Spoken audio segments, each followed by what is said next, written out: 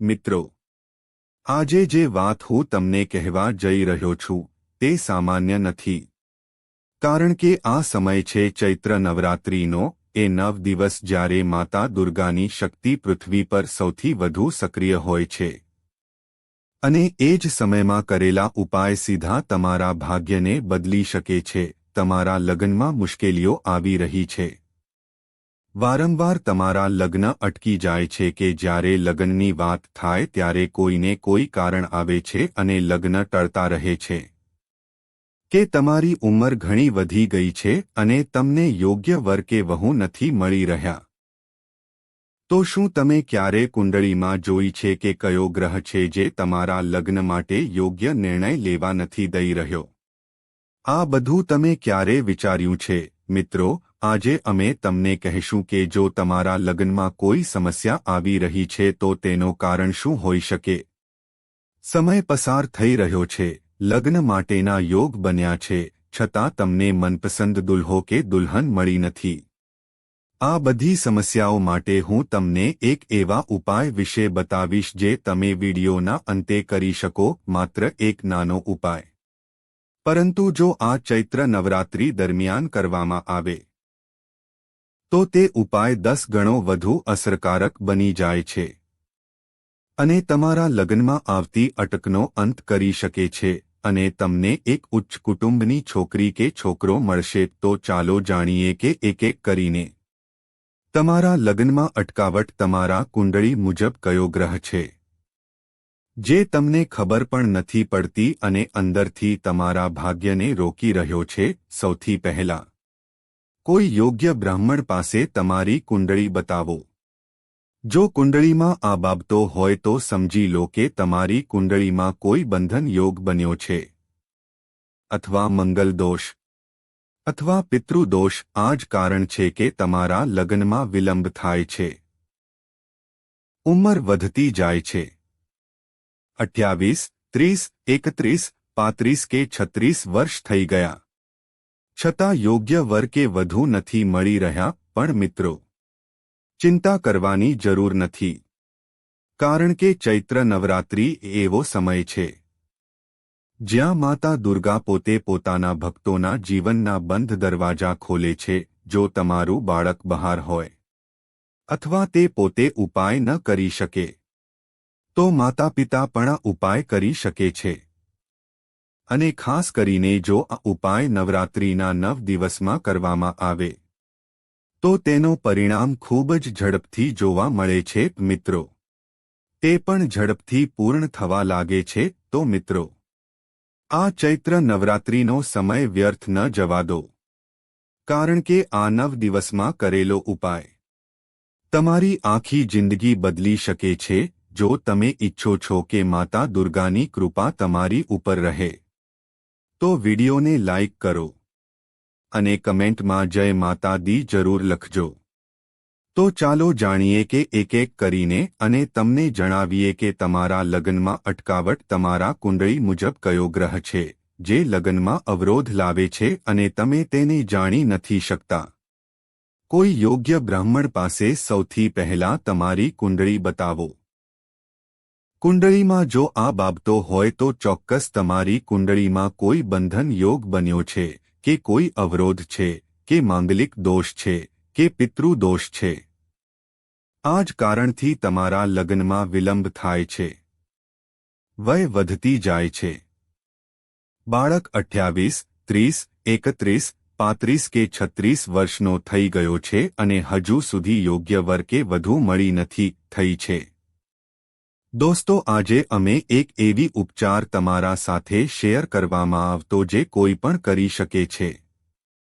જો તમારું બાળક ઘરમાં બહાર હોય અથવા તમારી છોકરી ઘરના બહાર હોય અને તે છોકરો કે છોકરી આ ઉપચાર ન કરી શકે તો માતા પિતા પણ ઉપચાર કરી શકે છે.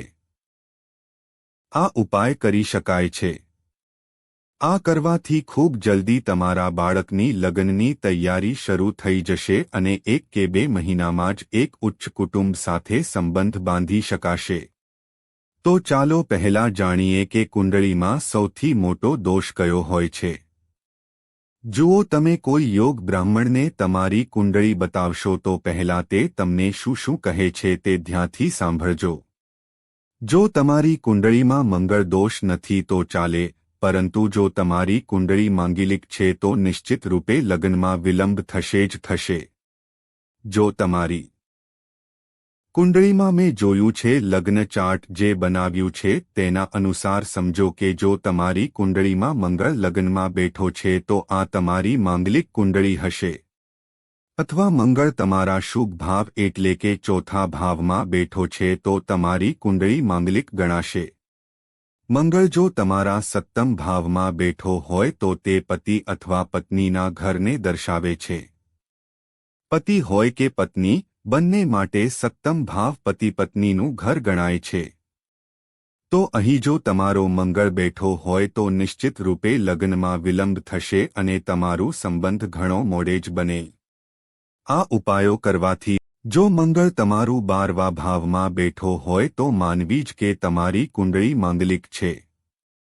તમારી કુંડળી મંગલિક છે અને એ જ કારણ છે કે તમારા લગ્નમાં રૂકદારાઓ આવી રહ્યા છે કે તમારું લગ્ન મોડું થઈ રહ્યું છે. આ બાબતો માટે તમારે શું કરવું છે, કઈ રેમેડી કરવી છે, તે પણ અમે તમને જણાવવા જઈ રહ્યા છીએ. તો થોડીવાર રોકાવો, સાથે રહો અને જે રેમેડી હું તમને જણાવું છું તે 100% અસરકારક રહેશે તમારા માટે અને ઘણા લોકો એ કરી છે અને તેમને ખૂબ જ સારા પરિણામ મળ્યા છે. તો હવે આવો જોઈએ કે મંગલ સાથે છોકરીઓની કુંડળીમાં ગુરુ લગ્નનો કારક હોય છે અને છોકરાઓની કુંડળીમાં શુક્ર લગ્નનો કારક હોય છે. આ બંને ગ્રહો જોઈએ કે કેટલા અંશ પર છે અને મંગલ કેટલી નજીક છે. જેટલો મંગલ નજીક હશે તેટલી જ લગ્નમાં વિલંબ થાય છે. તો આ ઉપાય કરવાની, તેમની શાંતિ કરાવવાની, મંગલિક દોષ દૂર કરવાથી લગ્ન માટે સારા યોગ બને છે. ચાલો મિત્રો, હવે અમે તમને જણાવવા જઈ રહ્યા છીએ આ મહત્વપૂર્ણ ઉપાય છે જે કોઈ પણ કરી શકે છે. કોઈ પણ એટલે કે તમે જો ઘર બહાર છો, તમારો દીકરો કે દીકરી બહાર રહે છે, ફોરેનમાં છે કે ક્યાંય પણ હોય અને તમે માતા પિતા છો. તમે ઈચ્છો છો કે અમારા બાળકોની લગ્ન વહેલી થાય. કેમ કે દરેક માતા પિતાને એ જ દુઃખ હોય છે કે અમારા બાળકોની લગ્ન નથી થઈ રહી. આપણે દાદા દાદી કે નાનાણાની ક્યારે બનશું? આ સુખદ જીવનમાં દરેક વ્યક્તિ ઈચ્છે છે કે વહેલી તકે આપણું પરિવાર ખુશહાલીથી ભરાય અને આપણે દાદા દાદી કે નાનાણા બનીએ. તો મિત્રો, આ બધું તમને પ્રાપ્ત થઈ શકે છે કારણ કે લગ્ન થયા બાદ જલ્દી તમારી આંગણે નાનું નાનું બાળક રમતું ગુંજશે અને તેની હસતી અવાજથી તમે પણ ખુશ થઈ જશો. તો શું કરવું? હળદીનો એક ખૂબ જ સરળ ઉપાય છે જે કોઈ પણ કરી શકે છે. માતા પિતા કરી શકે છે. જો દીકરો છે કે દીકરી છે, જો તમે પણ શકશો. જો તમે છોકરો છો કે છોકરી, તમે ઘરે જ હો અને કરવું હોય તો નિશ્ચિત રીતે તમે પણ ઉપાય કરી શકો છો. બહુ જ સરળ છે. શું કરવું છે? તમારે બજારથી ખડી હળદી લાવવી છે. ખડી હળદી એટલે ઠવાળી હળદી લાવવી છે. પીસેલી હળદી લાવવી નહીં. બજારથી ખડી હળદી ખરીદી લાવજો. અને હળદી કેવા હોવી જોઈએ? હળદી પાકી કાચી ન હોવી જોઈએ. ઘણા લોકો બજારમાં કાચી હળદી પણ મળે છે, પણ નહીં, તમને સૂકી અને પાકી હળદી લાવવી છે. તેની પાંઠ લાવવી છે અને ઓછામાં ઓછા 2 થી 3 ઇંચ લાંબી હોવી જોઈએ. આ ખાસ ધ્યાનમાં રાખજો.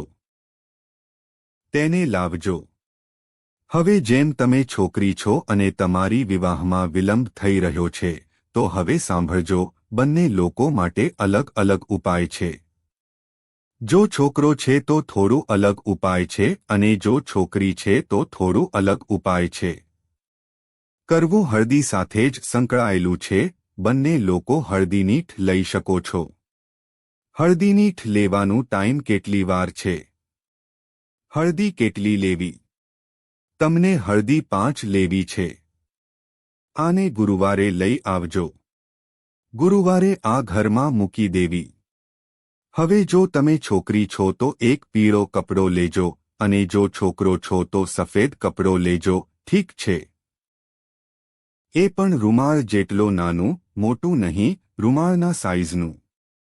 એ કપડો લઈને હવે માર્કેટથી લાલ રંગની સ્ક્રેચ લાવજો. લાલ રંગની સ્ક્રેચ, એ સ્ક્રેચ લાલ રંગની હોય એવી લાવવી. એ સ્ક્રેચ લાવીને હળદીની ઠ સાથે મૂકી દેવી. હવે શું કરવું કે પહેલા હળદીની ઠો પૂજાની જગ્યા પર મૂકી દઈએ.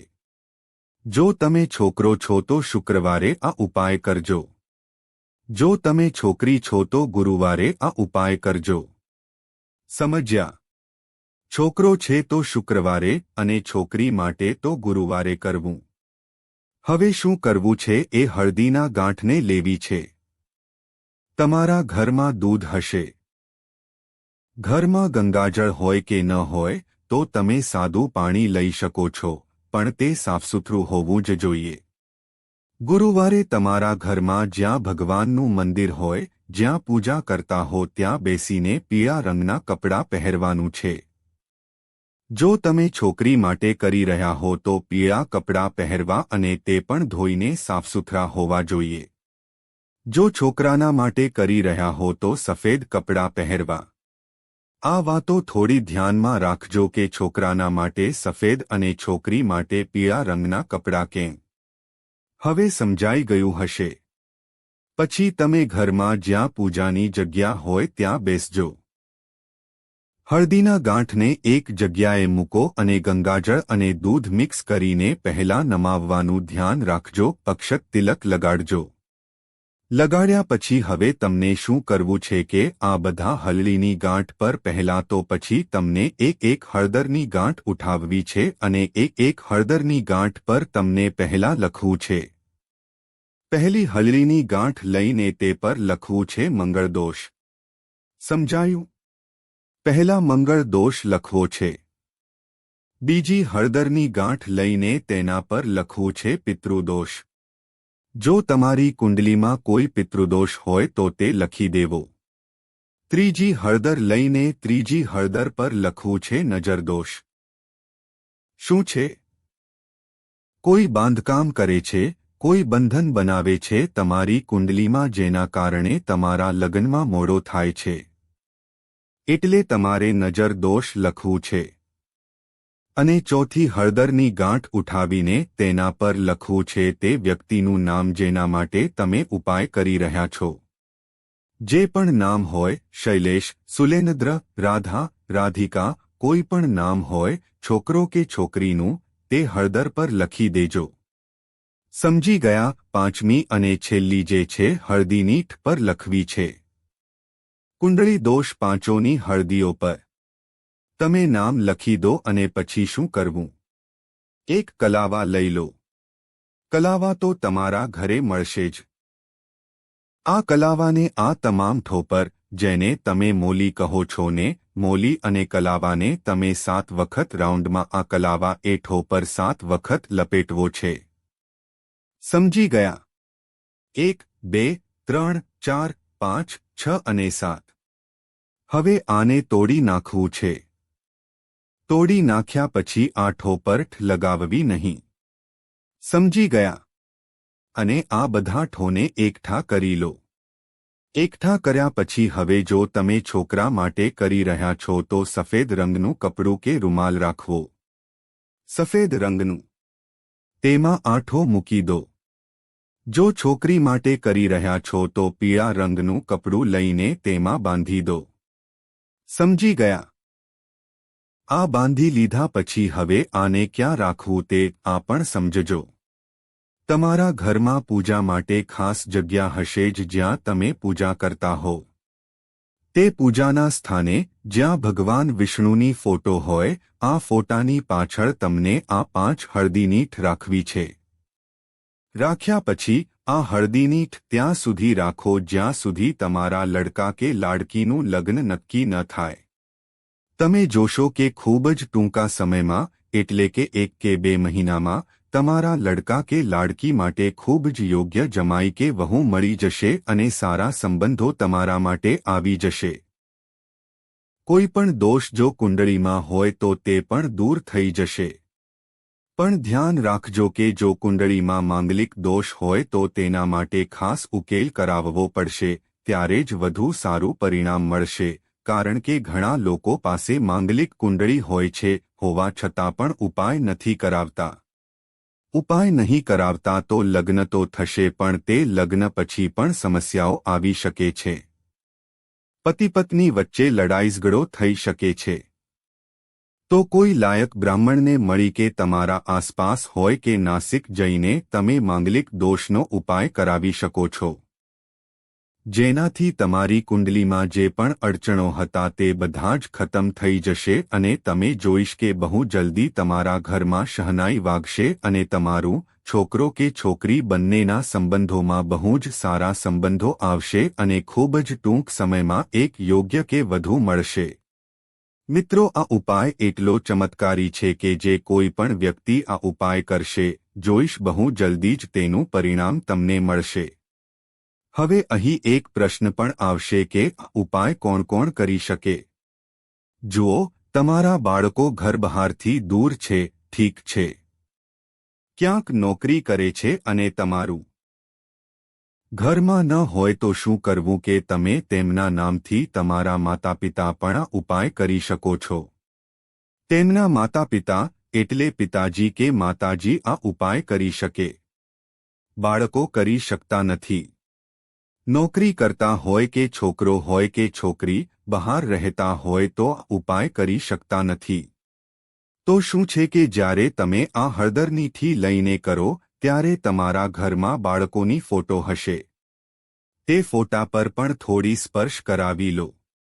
જેના માટે તમે આ ઉપાય કરી રહ્યા છો તેના માટે આ સ્પર્શ કરાવી દેજો. અને આ હળદરની ઠીને લઈને ભગવાન વિષ્ણુની ફોટાની પાછળ રાખી દેજો.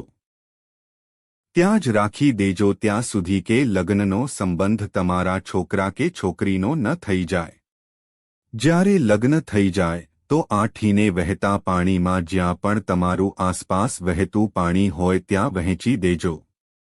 જો ન હોય તો નજીકના પીપળાના વૃક્ષની નીચે, પીપળાનું વૃક્ષ તો આસપાસ હશે, ત્યાં આઠી જે તમે રાખી છે ત્યાં મૂકી દેજો. જો તમે ઈચ્છો છો જેમની શાદીમાં સમસ્યા આવી રહી હોય તેઓ ઉપાય કરી શકે છે અને આ ઉપાય કરવાથી બહુ જલ્દી તેમના ઘરમાં ખુશીઓ આવશે. કેમ કે બીજાનું ભલું કરશો તો ભગવાન તમારું પણ ભલું કરશે. બરાબર કરે છે. તો નિશ્ચિત રીતે તમે બધાનું ભલું કરો અને તમારી મનોકામનાઓ પૂરી થઈ જશે. જો તમારી મનોકામના પૂરી થઈ ગઈ હોય તો જો કોઈની કોઈ સમસ્યા હોય અને તમે તેને ઉકેલાવી દો તો ભગવાન તમને ક્યારે કોઈને કોઈ રીતે આશીર્વાદ આપશે અને તમારી દરેક ઈચ્છા પૂરી કરશે. તો મળીએ મિત્રો ખૂબ જલ્દી એક નવું વિડીયોના સાથે. તદ્દન સુધી તમારું ધ્યાન રાખજો, સુરક્ષિત રહેજો. આભાર અને જય સિયારામ. જય જય સિયારામ. તો મિત્રો, જો તમને અમારો વિડિયો ગમ્યો હોય તો લાઇક કરો અને કોમેન્ટ બોક્સમાં હર હર મહાદેવ જરૂર લખી દેજો. તમને મહાદેવના આશીર્વાદ મળશે અને તમારી મનોકામનાઓ પૂર્ણ થશે. વિડિયોના અંત સુધી સાથે રહેવા માટે ખૂબ ખૂબ ધન્યવાદ. તમારો દિવસ શુભ રહે.